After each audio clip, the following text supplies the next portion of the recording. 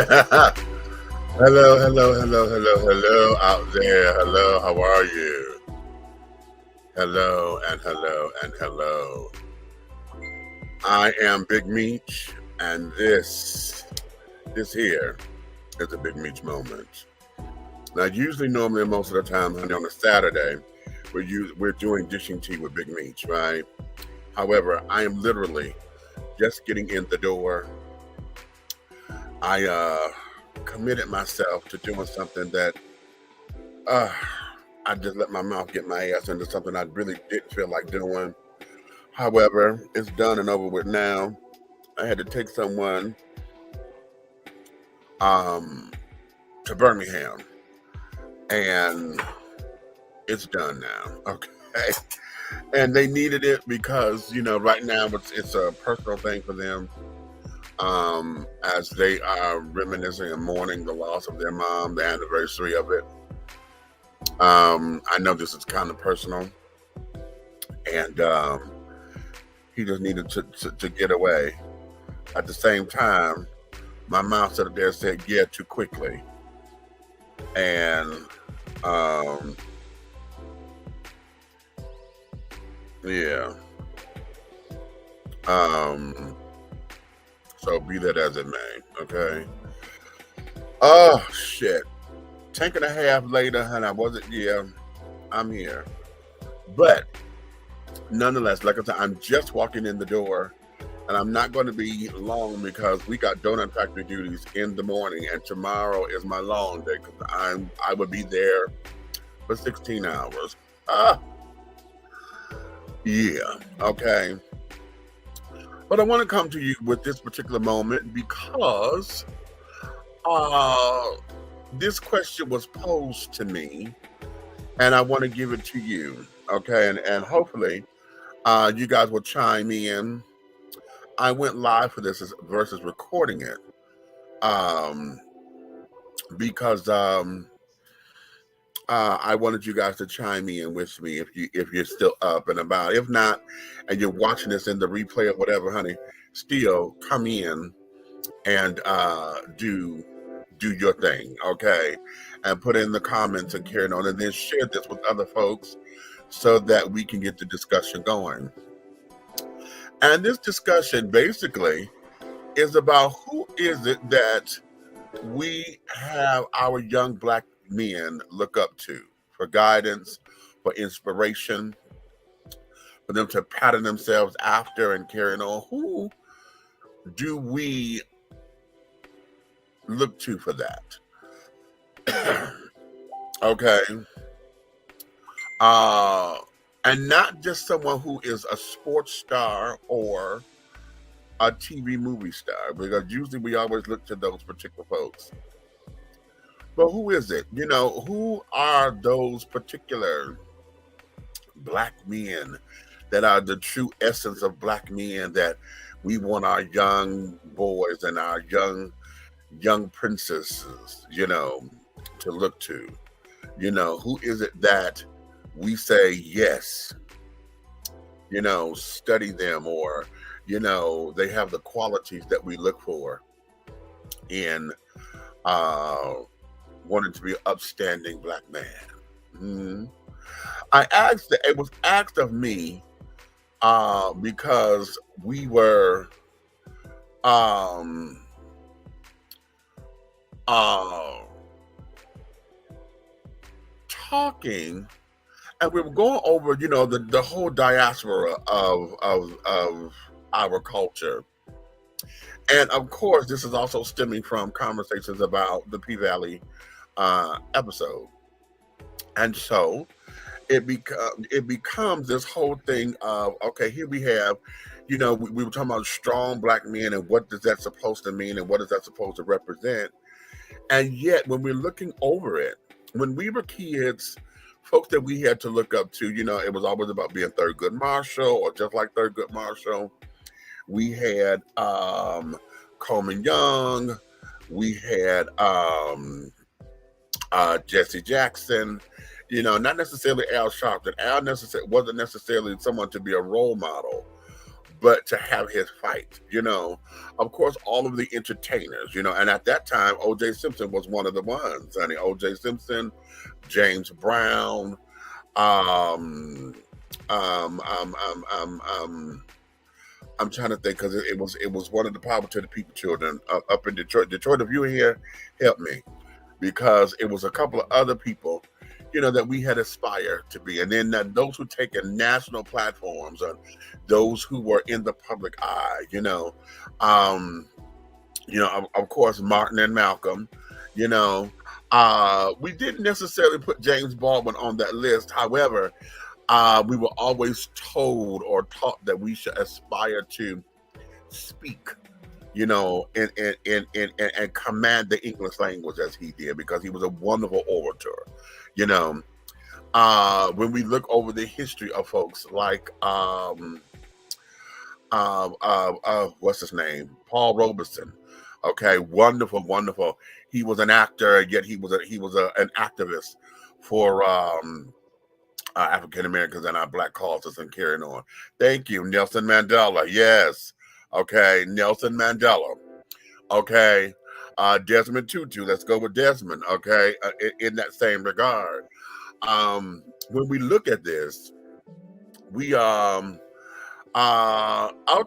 Colin Powell. Okay, yeah, I'll give you that. That wasn't necessarily one of my choices, but that came later in the '80s and stuff. More when I was a teenager, and carrying on. So, okay, yeah, I have to give that. Okay, um, then naturally, of course, President Obama. But the question is, in this day and age, when we are so busy worried about the image of Black men and saving Black men and we are at ends and we're in this powwow between the image of Black men and what folks believe that Hollywood is doing to that image, along with the Black versus the LGBT community that are at odds with each other. The question still is, who do we have now that we have folks to look up to aspire to be? That's not necessarily entertainers. Okay, because we could easily say Rick Ross, we could say Jay-Z, we could say Dr. Dre, and we're gonna say those because these are children, honey, who, they done made billionaire status or whatever. They got businesses and this, that, and the other. They come from the streets and have made something of themselves, and turn their lives around in the positive, But what do we know about them of substance that we say, okay, we want to aspire, we want our young men to look up to aspire to be like them? What do we have? What do they have in their repertoire? What have we researched about them? What have we researched about them that will put into place, to where we can sit up there and say, hey, listen, look at this particular cat. And then here's the other thing. Do you watch your children to see who they gravitate to? Do you watch them to see who they naturally and innately gravitate to? Because apparently, one of the things that I teach this all the time, spirit knows spirit. Okay, good, bad, or indifferent. So if you pay attention to children, especially when they're still in single digits, they're going to gravitate to what they know is attractive to them. Okay, it's going to be the bells and the whistles of what they feel they identify with. Then they're not going to have language for it, of course, because they don't understand it. They just know they're going to pivot their way over there. And if you watch and pay attention to your children, you will get an idea. Hold on, Mark. Stop with the silliness. There are millions of hardworking Black men and Black fathers, Black kids look up to every day. Let me tell you something. This is not silliness, goddammit. The whole point of this is to sit up there. I said, who is it that we have in the spotlight? Don't come for me with this motherfucking bullshit, nigga. You don't know who the fuck I am. And you don't even know what the fuck this is all about. And if I'm coming at you wrong, it's because this hit me wrong. We'll just stop with the silliness. I didn't say nothing about whether or not Black fathers are doing that. That's not what the fuck I said. Pay attention before you start commenting on some bullshit you don't know nothing about yet. Pay a fuck attention. I said, who do we have in the spotlight that are not uh, actors and sports stars that we get folks to look up to? Okay, that folks are looking up to every day. Okay, that we want them to aspire to be, because when we used to have, those particular people that wasn't necessarily the neighborhood folks that we said, okay, these are the people. This is what they want to be. This is what this is. Okay, that's what I'm saying. Okay, it's the bigger picture, not just the everyday folks, because the everyday folks, yeah, most of the time we overlook the everyday folk because they're everyday, and a lot of minds of other people, they're just mundane. Okay, and it's not taking them anywhere. A lot of us like to dream and go big. And when we dream and go big, we try to go into those particular places to where we say, listen, I want my child to be like this, particularly coming from single parent households. Okay, so let's go there. Stop with the silliness. Are you out your mind? You're not listening.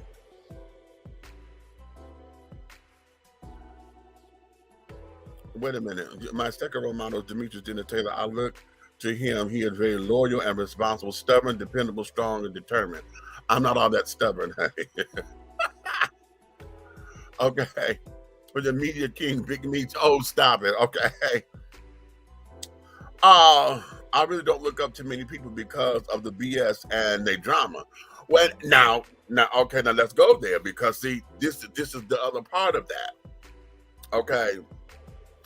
Because oftentimes what we have is just that. A lot of folks, like I was saying with this comment from Mr. Davis here. Most of the time, because it's the mundane. You know what I'm saying? A lot of folks don't take that into consideration, particularly those who are using the children as pawns and as this, that, and the others. Okay. Wait a minute. I'm gonna go back to that damn comment, because see, when we get on this, see, I love to bring up this subject, because I have to remind folks that the CDC did a survey, and it was a complete study within the last couple of years. It was pre-pandemic, okay, where they have determined during the study, and these are the pink children, honey, the ivory and pink children, that said there and did a study that said Black men are the best fathers in this country. Okay, that came from their report. Okay. Now, I don't know how many of us are going to believe that. Okay. But maybe we will, because the white children said it. Okay. But what we have is the narrative that those who, those in the hood, you got so many folks on child support, you got this, that, and the other, blah, blah, blah. And it becomes that section of the community becomes the narrative for the greater whole. And so when we have that narrative, then it's hard to pin down, who do we have to aspire to? Because most of the time that narrative comes from a limited resource. You have that narrative coming from, the disenfranchised neighborhoods, the hood, and this, that, and the other, where a lot of opportunities, are only dreams. You know what I'm saying? So when we have that particular narrative that's trying to define the entire populace, that is where we run into problems. Okay, that's where we run into problems. Okay, would they chill me? That nigga owe child support? No, it just hit me wrong. And I, like I said, if I came on him wrong, then my apologies, because he may not have. I always say, when we doing text messages and carrying on, you have to take your feelings out of it, because it's just a written word. And most of the time when we read it, we will read it with our own interpretation and our own. I hear somebody else's voice, because I don't even know who the hell this is, and so it hits me wrong. So I'm reading this and it hit me wrong. And so, yeah, I snapped. So if that's not how he meant that, then I apologize. But at the same time, I'm still going to stand behind what the hell I said. And that there is, sweetie, listen, because that wasn't the area that I was going into. We weren't talking about black fathers that black kids look up to every day. I said on the collective whole. Okay. So, yeah. What we got? Ben Crump, Sean King, Neil deGrasse Tyson, and Tamika Mallory.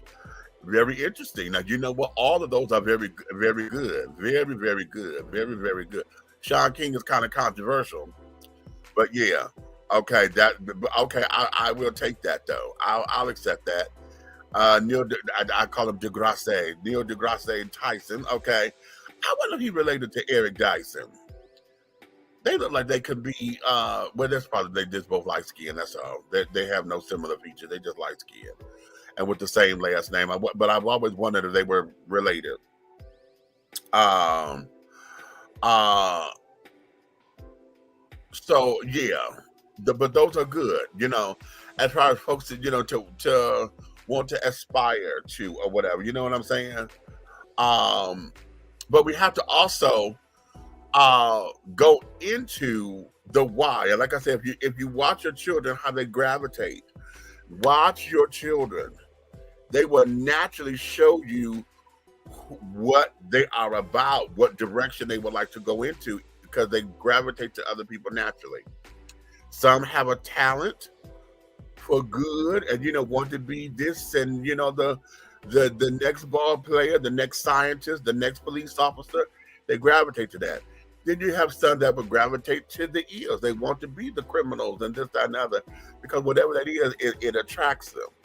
Okay, they don't know why, it just does. But it's up to us as parents to make sure that when you pay attention to that, if that's not the direction you would like for them to go into, then it's up to us as parents to show them other avenues, to give them other options, okay? And to make sure you set up boundaries. Once you set up boundaries, okay, it then will affect everything differently. But as you know, children are their own people. Regardless of what you say, as a matter of fact, if they made up their minds, every time you say no, don't do that, that's the first thing they're going to run to. Okay, that's the first thing. So you have to sit down and guide very carefully, because oftentimes that's what it is. Why is my forehead itching? Okay, I feel like I got bit by a mosquito or something across my forehead. Okay. Uh so yeah. Oh, hello. What Margot Thunder. Hello there, my baby. How are you? Okay. The question tonight, my darling, is looking at us as a community, and we're saying that the image of black men, we're trying to refurbish that image. But the question is, who do we have that's out in the public eye that is not a sports star or TV movie star or some kind of entertainer that we will say is man enough or have the aesthetics that we would like for our young black men to aspire to emulate, you know, to pattern themselves after, or at least to see that this is the kind of success you can have. Because oftentimes, um, we know about the entertainers and carrying on, and a lot of that gets caught up in fast life, money, and superstardom. But when we talk about having some substance, those who are making a difference in the community, those who are making a difference in the lives of other people and youngsters and this, that, and other, those who walk the walk and talk the talk. No, they're not perfect, and when they have their faults, their failures, or their low points or whatever, you see them because they're transparent and be like, listen, it wasn't a good day today, but we can bounce back from this. You know what I'm saying? And not trying to make it seem as though everything is always cookies and cream, honey, because that ain't always the case. Okay, so That is where we are. But I'm going to add an addendum onto this because I'm going to talk to my children, the same gender loving LGBT children, and because this was the second part of our discussion, and I was talking with Haji, y'all, because y'all know he likes to get very philosophical at times. But this was the part that struck a nerve. Um, Mentors, being a mentor to someone, especially in the alphabet community, okay? Because what we end up having is folks claiming they want to be mentors to the youth and carrying on, but they don't know how to keep their hands off of them because they end up becoming sexual predators. Okay. And so Haji and I had this discussion because he wanted to say that at one point he used to believe that pedophile was not synonymous with LGBT. He said, but every time I'm hearing LGBT folks talk, they always talk about, they always want something young and younger and this, that, and the other, and, going after 16-year-olds and this, that, and the third. And I said, stop. I said, don't you ever put and make synonymous LGBT and pedophile, because that's not synonymous. That the pedophilia is a crime. Pedophilia is a crime. I want that to be clear. Nobody who is of same gender loving of this community, of the alphabet community, the LGBTQIA plus, however you want to deem it, the fags, the sissies, the dykes, however you want to deem it. Here, none of us subscribe to that as far as this whole idea that it is okay to touch children in a sexual manner. None of us subscribe to that shit. Okay? And I want it to be perfectly clear. For those of you who think that way, I want you to bite your upper lip, honey, and stump your toe on the corner of a hard desk. Okay? Because that's not what this is. Okay? That is not what this is. Okay? At the same time, I'm saying that's not what this is. I still have to get on those who feel that because you're older, that younger means better. Because we got straight folks that always go after, y'all see it all the time, honey. Old Uncle Johnny, Uncle Henry, or whoever at the family reunion, always looking after the little teenagers, honey. They just develop and carrying on, 16, 17, 18 years old. Talk about how tight they are, how this they are, how that they are. And you sit up there in the fantasy in your head, okay, and carrying on. And now you try to ease your way in. You know what I'm saying? Listen, I was 16. No, 15. I was 14 going on 15. And I had a lady who, and I got it, but I let it go over me because my mind was not there with her. She was like twice my age or whatever, like 36, 37. And which happened to be my mother's age, okay? And all of her conversation was all about, it was very, very, very, very sexual in nature, honey. Oh, there's nothing wrong with I was talking about a cat. Oh, there's nothing wrong with a little pussy here and there. And we got a little kick out of it, ha, ha, ha, ki, blah, blah, blah. But I showed no interest in her, okay? And it took someone else to point it out. In fact, it was my ex-girlfriend's mother who was pointing out that she was hitting on me. And I was like, for what? Why? Okay. But at that particular time, honey, my my mind was nowhere near older women at the time, and let alone I was just really trying to deal with my girlfriend at the time because I was trying to make this straight thing work, and carrying on.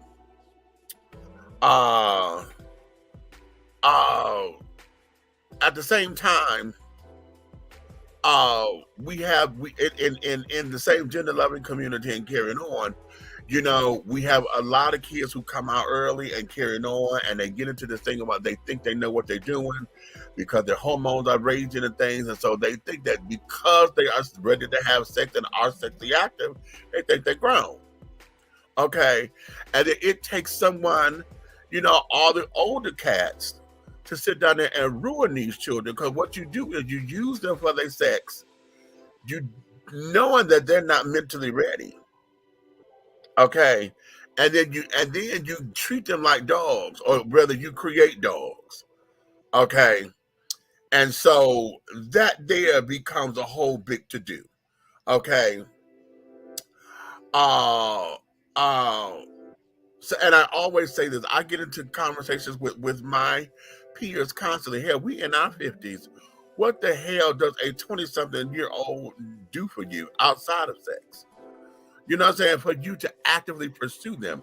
There's one thing if they pursue you, okay? It's one thing, and you see where their maturity level is because they are adults.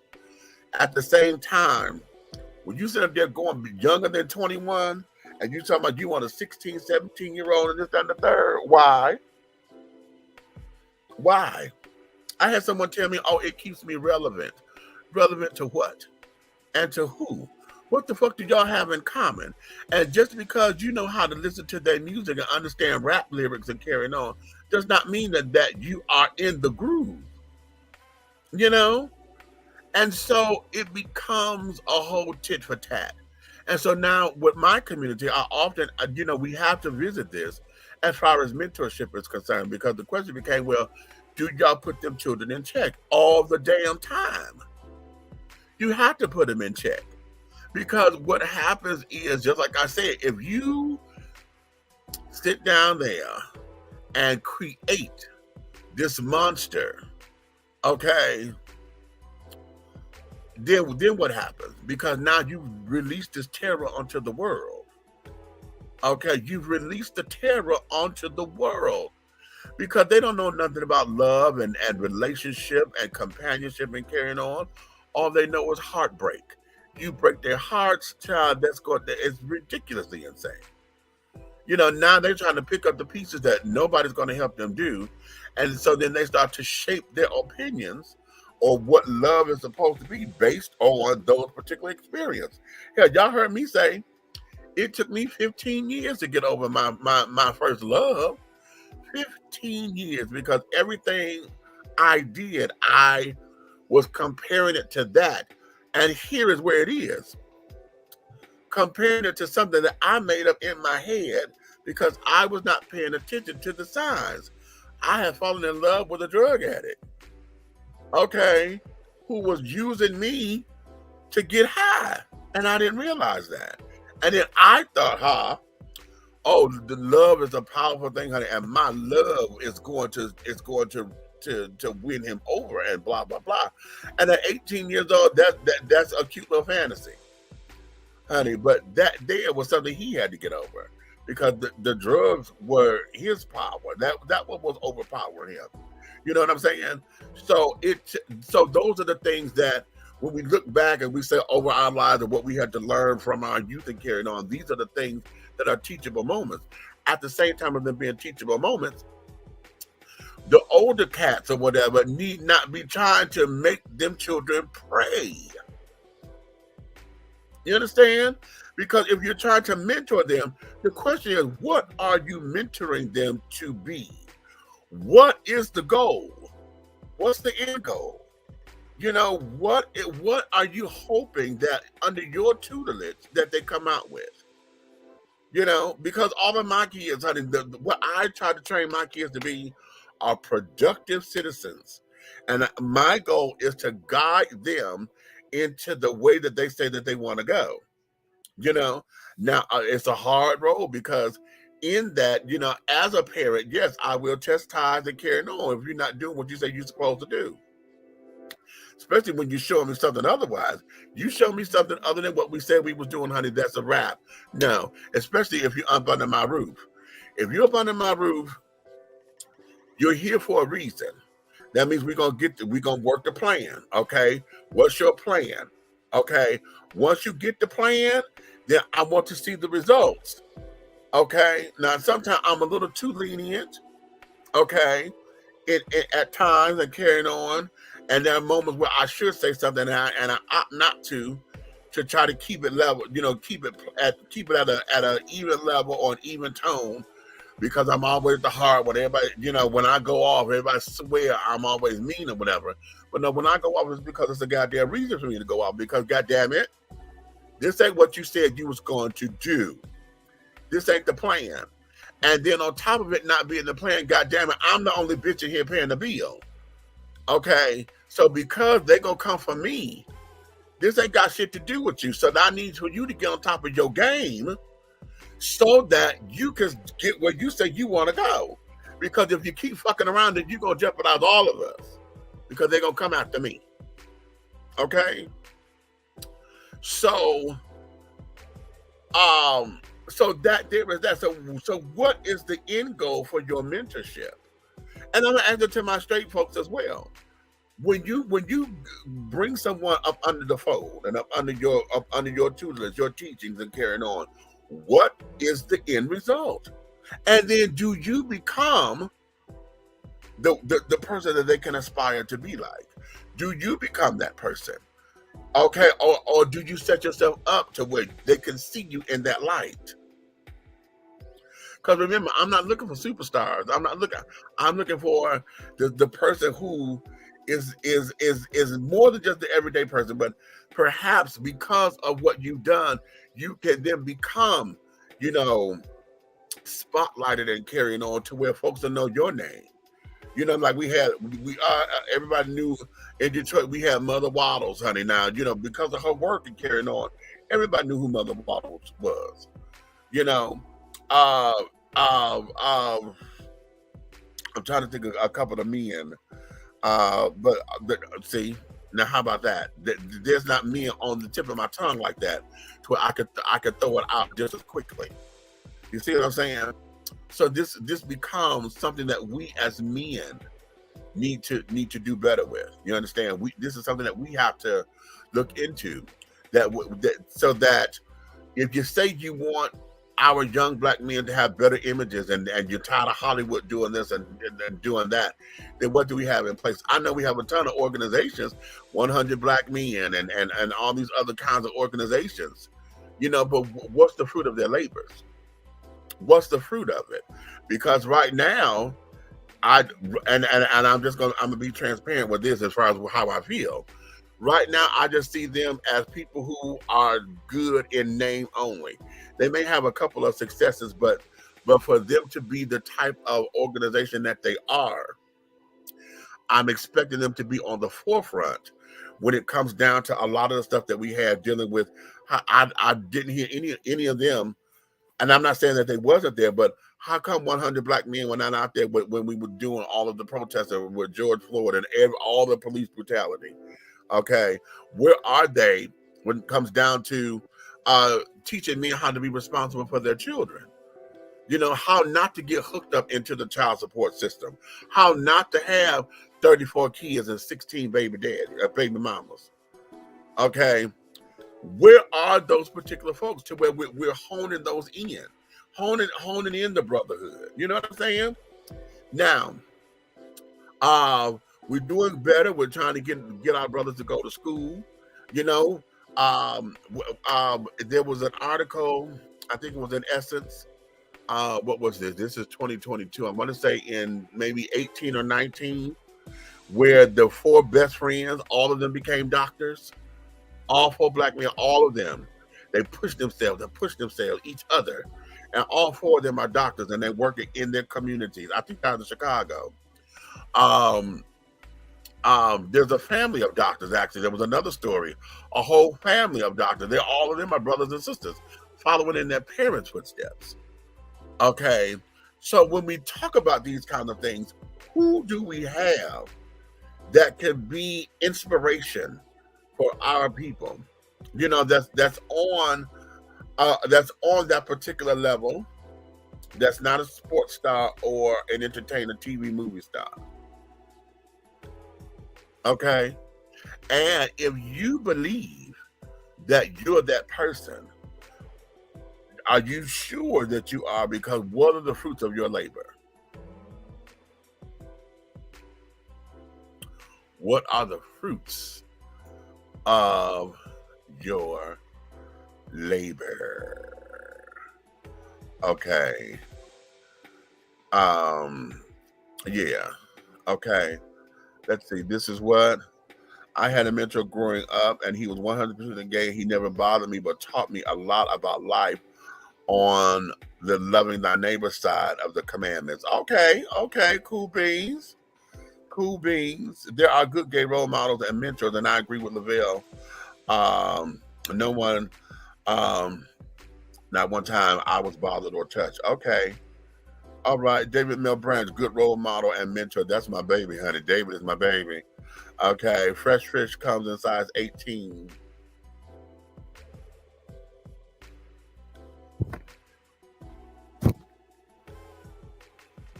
Sick of you. Okay. Okay. You have to be 35 and up, but I don't need anything or person under the age of 35 telling me what to do and not having no to the no. Okay. Uh you're the good parent. Go to go to God, the one to ask. Okay, well, yeah. Okay. Train them up in politics. How about that? I like that. Okay. First and foremost, becoming a great mentor means you are also willing to become a great student as well in the midst of nurturing and up and coming youth, building them up for society to be a strong pillar in the world. You too, in turn, and will learn skills that will set the narrative in your life. So, what you speak on, you also become a walking poster or testimony, which makes all your teachings more believable to the young man or woman. Exactly. You got to walk the walk and talk the talk. Okay.